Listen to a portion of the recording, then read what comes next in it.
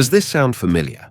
Study hard, go to college, get a good job, build a family, and live happily ever after. For most people, this is a mantra that they have heard their whole lives growing up. The question is this really true? Is college really the magical gateway to building the life of your dreams and ensuring your leg up in the world? The decision to attend college has long been regarded as a crucial step toward personal and professional success. The prevailing belief is that higher education equips individuals with the knowledge, skills, and credentials needed to secure well-paying jobs and contribute meaningfully to society.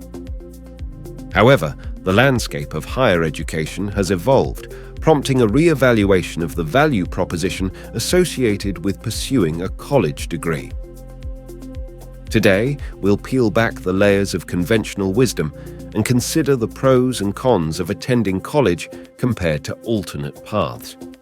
We'll take a look at the historical outlooks for college graduates, consider earnings potential and labor market dynamics, and dig into the costs associated with attending college, just to name a few.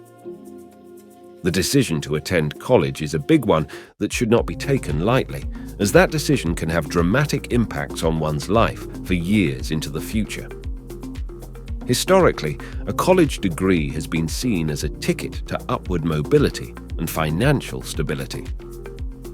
The post-World War II era, often referred to as the baby boomer generation, witnessed a surge in demand for skilled professionals, and a college education became increasingly essential for accessing lucrative career opportunities.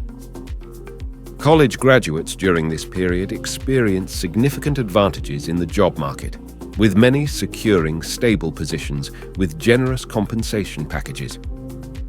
While the historical outlook for college graduates has been generally positive, the contemporary labor market presents a more nuanced scenario. The earnings potential of college graduates varies widely based on factors such as the chosen field of study, geographical location, and the level of education attained. In recent years, concerns have been raised about the increasing number of college graduates facing underemployment or working in positions that do not require a degree.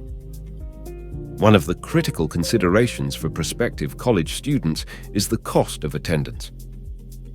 The average cost of college has risen significantly over the years, outpacing inflation and placing a substantial financial burden on students and their families. This escalation in costs has led to a growing debate about the return on investment, ROI, of a college education, particularly when weighed against alternative paths such as vocational training or entering the workforce directly after high school. Over the last 40 years, the cost of attending a traditional 4-year undergraduate college, including tuition, fees, room and board, has increased over 180%. If we expand that a further 10 years to capture the baby boomer generation, that increase is even more drastic at an increase of greater than 275%. This is based on the average price increase of both public and private institutions. This price increase is significant, and that's putting it mildly. Okay, so we're all aware that inflation exists and that costs go up over time. However, if we dig a bit further, the discrepancy widens even further still. The purchasing power of the dollar of 50 years ago compared to today means that along with the significantly increased price to attend college, the money that you may make for doing so does not go as far, not even close. Let's consider some of the key decisions that most people will face upon graduation. You can't live on campus, so you have to either rent an apartment or buy a house. If we look at the data from 1970, baby boomer college graduates data, the cost of the average home in America was just under $29,000, which adjusted for inflation is about $186,000 in today's money. The average price of a home today is effectively twice that cost at just under $371,000. Okay, so maybe you can't buy a house right out of college like your parents or grandparents could, so you rent instead. If we look at rental price trends over that same period, the outlook is just as bad. The average rent in 1970, adjust for inflation, was $800, and average rent today is $1,372 as of the most current October 2023 data release. That's still nearly 160% more expensive than the baby boomer generation's cost for housing. As we can see, inflation of costs is dramatic and has a massive impact on one's budget and income requirements. Let's look at this price differential through one more lens: college graduates' salaries. In 1970, the average salary of a college graduate was $24,600, adjusted for inflation, whereas today, the average salary is $44,200. That's a big increase on paper, at 80%, however, if we consider the purchasing power of that same dollar in 1970 compared to today. The rise in salary has not come close to keeping pace with the rise in cost of living. Indeed, today's generation of college students and recent graduates have about an 88% lower purchasing power compared to baby boomers. To put it another way, $1 in 1970, adjust for inflation, is worth about $8 in today's money. So while baby boomers were paid less due to price increases for goods and services and inflation in general, their dollars were significantly more powerful than today's generations. Obviously, the decision to attend college or not attend college isn't just a numbers game, but it is a really big thing to consider. In today's climate, answering the question, who should go to college, is key. The other major key to that same question is which field of study should you choose? The answer isn't exactly black and white, but there are some primary factors to consider in helping you determine if college is the right path for you. The choice of major significantly influences postgraduate outcomes. Fields in STEM subjects, science, technology, engineering, and mathematics, such as computer science, mechanical engineering, and healthcare, have consistently demonstrated strong job prospects and high salary potential.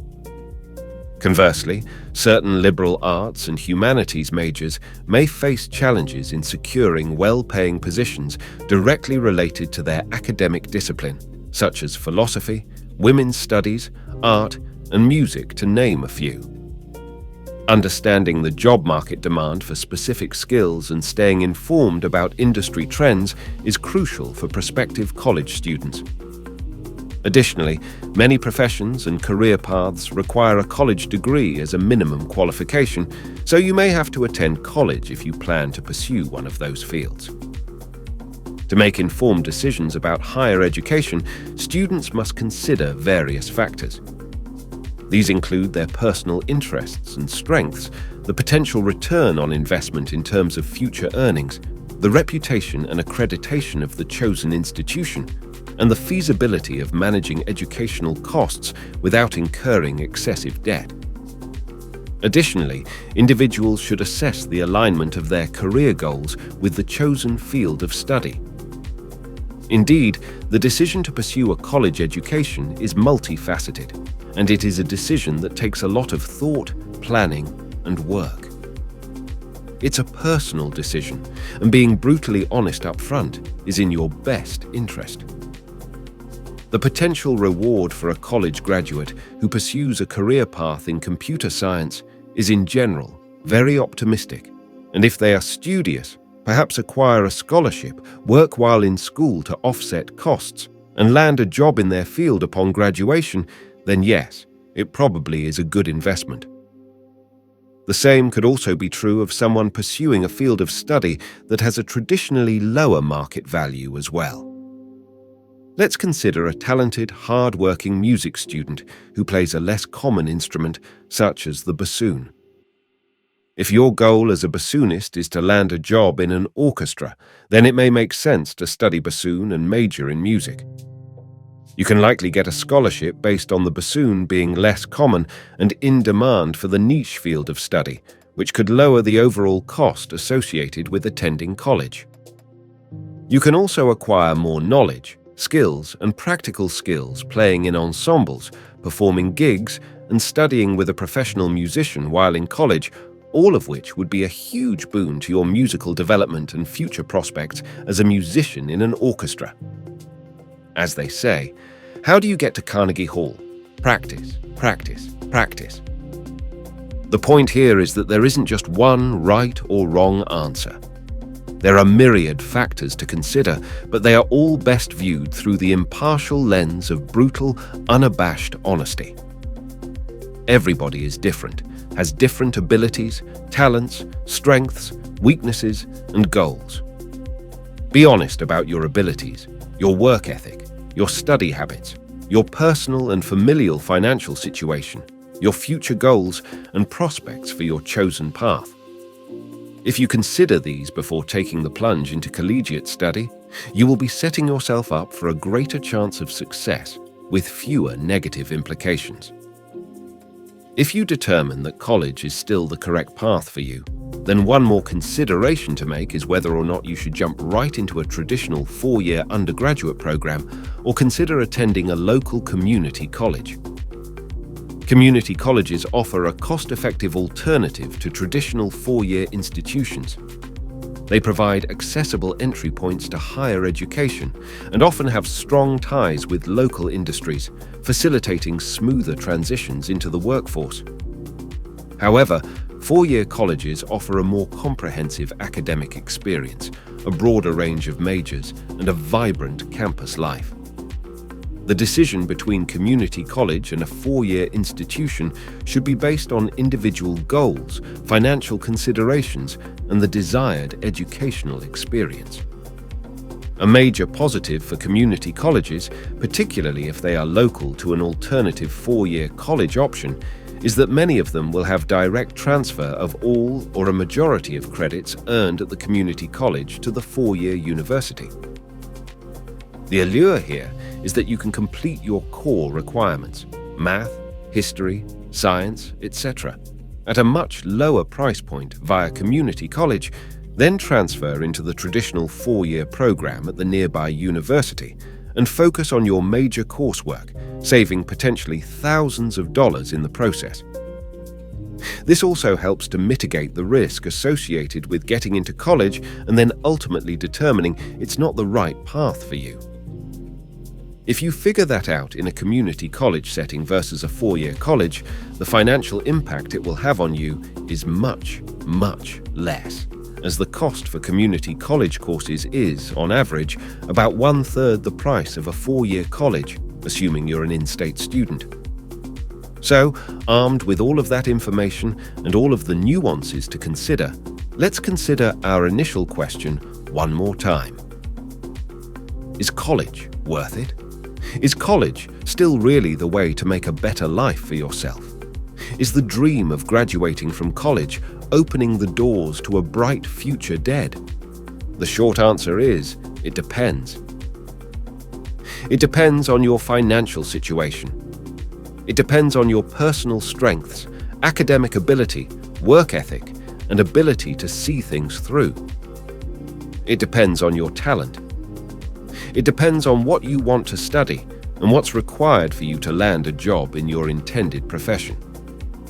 The value proposition of attending college is a complex and multifaceted consideration.